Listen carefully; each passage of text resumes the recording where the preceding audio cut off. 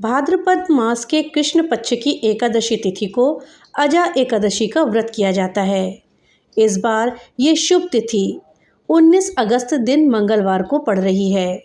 इस बार अजा एकादशी पर कई शुभ योग भी बन रहे हैं, जिससे इस दिन का महत्व और भी बढ़ जाता है।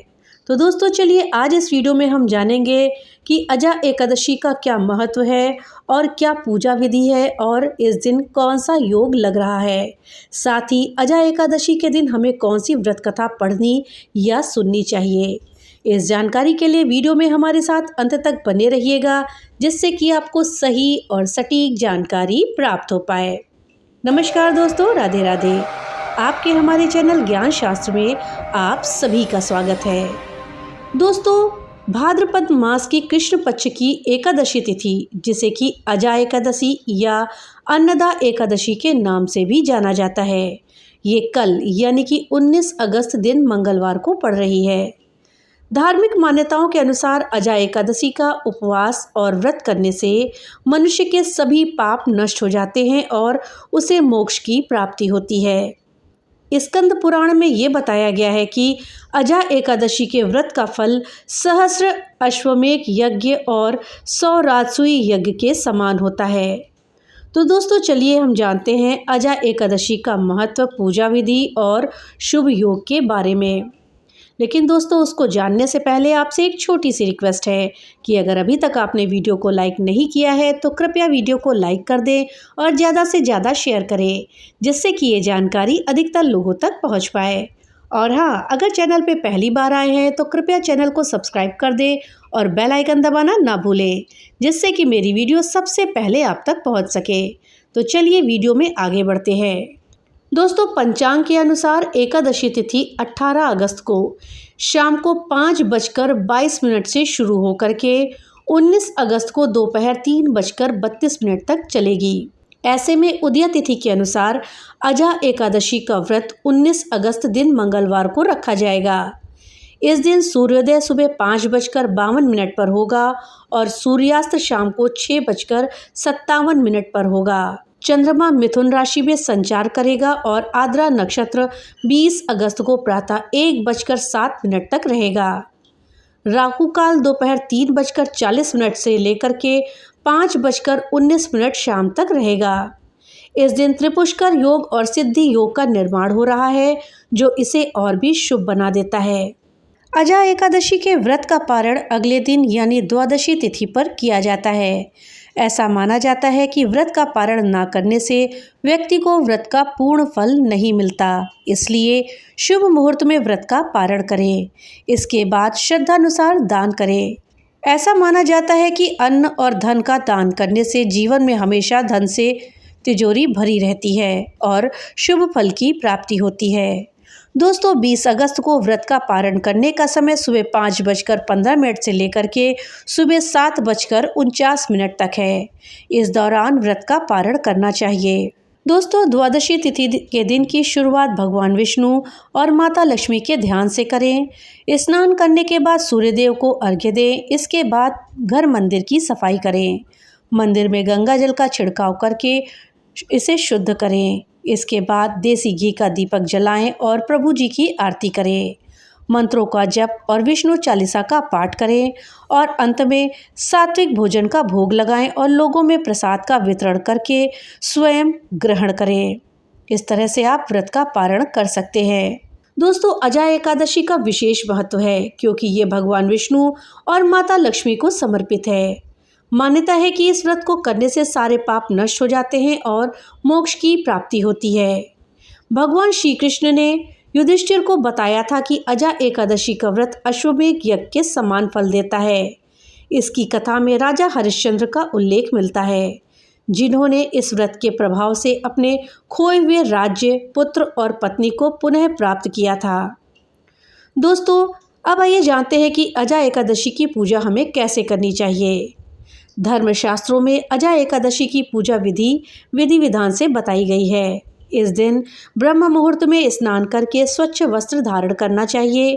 पूजा स्थल को साफ करके पूर्व दिशा में भगवान विष्णु की मूर्ति या फिर चित्र को स्थापित करें। पीले वस्त्र पहने, कलश रखें, फल, फूल, तुलसी, चंदन और घी का दीपक जलाएं। भगवान श्रीहरि को पंचामृत जल से स्नान कराने के बाद जनेऊ पहनाएं और इत्र लगाएं। इसके बाद वस्त्र पहनाएं और चंदन रोली लगाएं। पीले फूल, तुलसी इत्यादि नारायण को अर्पित करें, जो कि भगवान को अत्यंत ही प्रिय हैं। विधि विधान से पूजन के बाद ओम नमो भगवते वासुदेवाय नमः और ओम विष्णवे नमः मंत्र का जाप करें। विष्णु सहस्रनाम और भगवत गीता का पाठ भी करें।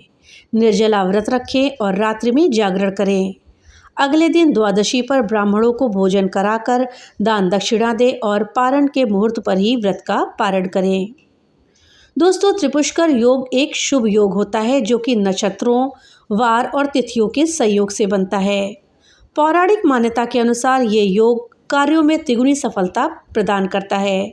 इस दिन शुरू किए गए कार्यों में स्थायी लाभ और समृद्धि मिलती है। इस योग में भगवान विष्णु की पूजा और दान पुण्य का विशेष महत्व होता है। अजा एकादशी और त्रिपुष्कर योग का संयोग इस दिन को अत्यंत ही फलदायी बना रहा है। कृष्ण जन्माष्टमी के 4 दिन बाद इस एकादशी का अपना एक अलग महत्व है। व्रतराज ग्रंथ के मुताबिक भादो मास की कृष्ण पक्ष की एकादशी को अजा एकादशी कहा जाता है। सभी एकादशियों की तरह ही अजा एकादशी भी भगवान विष्णु को समर्पित है। ऐसे में इस व्रत की कथा सुनने मात्र से ही आपको पुण्य फलों की प्राप्ति होती है। दोस्तों, सनातन धर्म में अजा एकादशी का अपना एक खास महत्व है। इस दिन व्रत रखने से कई प्रकार के दुखों से राहत मिलती है। माना जाता है कि जो भी व्यक्ति सच्चे मन से इस व्रत को रखता है और व्रत की कथा सुनता है, उसे अश्वमेध यज्ञ के समान फल की प्राप्ति होती है। तो दोस्तों, चलिए जानते हैं कि अजा एकादशी से जुड़ी हुई वास्तविक कथा क्या है, जिसको पढ़ने और सुनने से ही आपके सभी पाप खत्म हो सकते हैं। दरअसल अजा एकादशी व्रत की कथा भगवान श्री राम के पूर्वज इक्ष्वाकु वंश के राजा हरिश्चंद्र की है। राजा हरिश्चंद्र अत्यंत सत्यवादी राजा थे, जो अपने मुख से निकले हुए वचनों और अपनी कही वाणी को पूरा करने के लिए अपनी अर्धांगिनी तारामती और पुत्र राहुल रोहिताश्व तक को बेच देते हैं और खुद भी एक चंडाल की सेवा करने में लग जाते हैं। गौतम ऋषि के कहने पर राजा हरिश्चंद्र ने अजा एकादशी का व्रत किया, तब जाकर उन्हें कष्टों से छुटकारा मिला। दोस्तों, चलिए जानते हैं इस कथा को विस्तार से, जिसे भगवान श्री कृष्ण ने युधिष्ठिर समेत पांडवों को सुनाया था। युधिष्ठिर ने कहा, हे वासुदेव, मैंने पुत्रदा एकादशी के बारे में सविस्तार वर्णन सुना है। अब आप कृपा करके मुझे अजा एकादशी के बारे में विस्तार से बताएं। इस एकादशी को क्या कहते हैं और इस व्रत का करने का क्या नियम है? इस व्रत को करने से हमें क्या फल मिलता है? श्री कृष्ण ने कहा, हे कुंती पुत्र, भाद्रपद एकादशी को अजा एकादशी के नाम से जानते हैं। इस व्रत को करने से सभी तरह के पापों से मुक्ति मिलती है।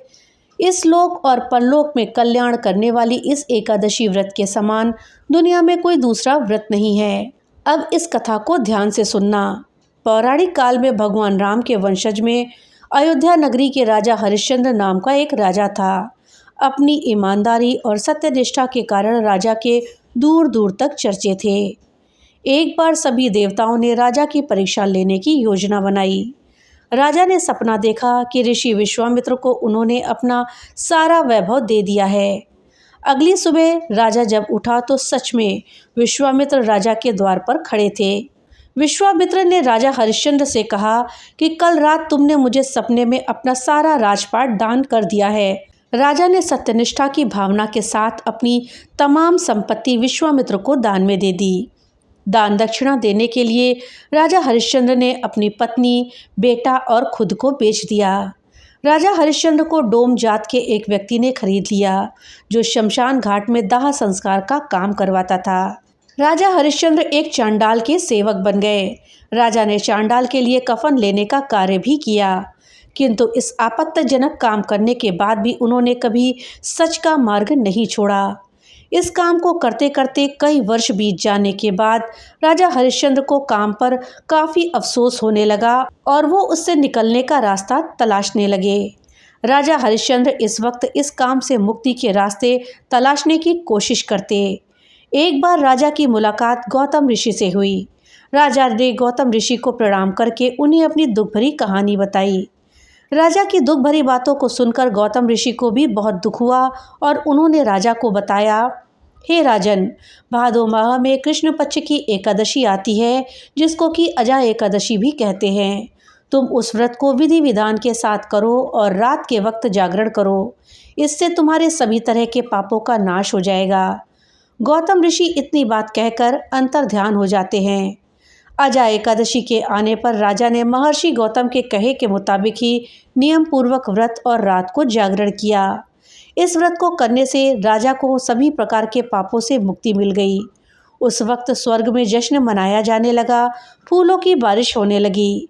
राजा हरिश्चंद्र ने अपने सामने ब्रह्मा, विष्णु, महेश और देवेंद्र देवताओं को सामने पाया। राजा ने अपने मृत पुत्र और पत्नी को वस्त्रों और आभूषणों से लदा हुआ देखा। व्रत की वजह से राजा को दोबारा उनका राज्य वापस मिल गया। असल में एक ऋषि के द्वारा राजा की परीक्षा लेने के लिए ये सब खेल रचा गया था, लेकिन अजा एकादशी के व्रत के कारण ऋषि के द्वारा रची गई माया खत्म हो गई और आखिरी वक्त में हरिश्चंद्र अपने परिवार सहित स्वर्गलोक में चले गए। इस कथा को सुनाने के बाद श्री कृष्ण ने युधिष्ठिर से कहा, हे राजन, ये सब अजा एकादशी के व्रत का असर था। जो भी मनुष्य इस व्रत कथा का विधि विधान के साथ पालन करता है और रात के वक्त जागरण करता है तो उसको सभी पापों से मुक्ति मिलती है और अंत में वो स्वर्ग लोक को प्राप्त होता है। कहा जाता है कि इस एकादशी को करने से अश्वमेध यज्ञ के समान फल की प्राप्ति होती है। तो दोस्तों, ये थी अजा एकादशी की व्रत कथा। अगर आप अजा एकादशी पर माँ लक्ष्मी की कृपा को प्राप्त करना चाहते हैं तो दीपक से जुड़े हुए कुछ उपाय भी आपको करने चाहिए। ऐसा माना जाता है कि घर में कुछ जगहों पर दीपक जलाने से नकारात्मक ऊर्जा का नाश होता है और व्यक्ति को शुभ फलों की प्राप्ति होती है। तो दोस्तों, चलिए जानते हैं कि अजा एकादशी के दिन हमें कहाँ पर दीपक जलाना चाहिए जिससे कि माँ लक्ष्मी की कृपा हमें प्राप्त हो। दोस्तों, अगर आप लंबे समय से आर्थिक तंगी का सामना कर रहे हैं तो अजा एकादशी के दिन तुलसी की पूजा अर्चना करें और देसी घी का दीपक जला करके माता लक्ष्मी का ध्यान करें। धार्मिक मान्यता के अनुसार इस उपाय को करने से धन की देवी माता लक्ष्मी प्रसन्न होती हैं और आर्थिक तंगी से आपको छुटकारा मिलता है। इसके साथ ही धन प्राप्ति के योग भी बनते हैं। इसके अलावा अजा एकादशी के दिन सुबह स्नान करने के बाद सूर्य देव को अर्घ्य दें। इसके बाद दीपक जला करके भगवान विष्णु और माता लक्ष्मी की पूजा अर्चना करके व्रत कथा का पाठ करें। श्री हरि के मंत्रों का जप करें। ऐसा माना जाता है कि एकादशी के दिन मंदिर में दीपक जलाने से पूजा का पूरा फल प्राप्त होता है और भगवान विष्णु की कृपा भी मिलती है। साथ ही जीवन में सुख और शांति बनी रहती है। घर में नकारात्मक ऊर्जा अगर है, उससे छुटकारा अगर आप पाना चाहते हैं तो अजा एकादशी के दिन शाम को घर के मुख्य द्वार पर दीपक जलाएं। ऐसा माना जाता है कि इस उपाय को करने से घर में माता लक्ष्मी का आगमन होता है और परिवार के सदस्यों को देवी लक्ष्मी की कृपा प्राप्त होती है। अजा एकादशी के व्रत के दिन कुछ खास नियमों का ख्याल रखना भी आवश्यक होता है, तभी इस व्रत का पूर्ण फल मिलता है। दोस्तों, एकादशी के नियम दशमी तिथि से ही शुरू हो जाते हैं। मान्यता है कि इसी दिन से तामसिक भोजन का त्याग करके सात्विक आहार लेना चाहिए। दशमी तिथि से ब्रह्मचर्य का पालन करना जरूरी माना जाता है। साथ ही जो लोग ये व्रत नहीं करते उन्हें भी एकादशी के दिन प्याज, लहसुन, चावल इत्यादि तामसिक चीज़ों से परहेज करना चाहिए। माना जाता है कि अजा एकादशी के दिन रात्रि के समय सोने की बजाय पूरे वक्त भगवान विष्णु के भजन गाने चाहिए। ऐसा अगर संभव ना हो पाए तो आप रात में भगवान विष्णु के मंत्रों का जाप भी कर सकते हैं। ऐसा करने से मनुष्य को भगवान की विशेष कृपा मिलती है और जीवन के दुख दूर होते हैं। इस दिन क्रोध करने, झूठ बोलने, झगड़ा करने, बुराई करने इत्यादि कामों से बचना चाहिए। ऐसा करने से शुभ की जगह आपको अशुभ फलों की प्राप्ति हो सकती है। साथ ही इस शुभ तिथि पर दिन के समय सोना भी वर्जित माना जाता है। एकादशी के दिन व्रत रखने के बाद द्वादशी तिथि पर व्रत का पारण किया जाता है। ऐसे में अगले दिन सुबह जल्दी उठ करके स्नान करें और साफ वस्त्रों को धारण करें। इसके बाद भगवान विष्णु की विधि विधान से पूजा करने के बाद तुलसी के पत्तों का सेवन करके व्रत का पारण करें। इस विधि से अजा एकादशी व्रत करना बेहद ही फलदायक माना जाता है। दोस्तों, ये भी मान्यता है कि भूल कर भी एकादशी की तिथि पर चावल का सेवन नहीं करना चाहिए। ऐसा करने से व्यक्ति को अशुभ फलों की प्राप्ति हो सकती है। साथ ही परिवार के किसी भी सदस्य को इस पुण्य तिथि पर चावल का सेवन नहीं करना चाहिए। अजा एकादशी के दिन सुबह जल्दी उठकर स्नान आदि करने के बाद भगवान विष्णु की विधि विधान से पूजा और आरती करें। साथ ही व्रत का संकल्प भी अवश्य लें और व्रत की कथा का पाठ करें। ऐसा करने से जीवन के समस्त दुखों और पापों से आपको मुक्ति मिल सकती है। इस दिन तुलसी के पत्तों को तोड़ना भी वर्जित मानते हैं, लेकिन द्वादशी तिथि पर तुलसी के पत्तों से व्रत का पारण किया जाता है। ऐसे में आप उस दिन अपने घर के बच्चे या बड़े से एकादशी जिसने व्रत ना किया हो उससे द्वादशी तिथि पर तुलसी के पत्ते तोड़वा सकते हैं, क्योंकि द्वादशी तिथि के दिन भी व्रती के द्वारा तुलसी के पत्ते तोड़ना वर्जित माना जाता है। तो दोस्तों, ये थी जानकारी अजा एकादशी के व्रत के विषय में। जानकारी आपको कैसी लगी हमें कमेंट बॉक्स में लिख करके ज़रूर बताइएगा। तो मिलते हैं अगली नई वीडियो के साथ, तब तक के लिए राधे राधे।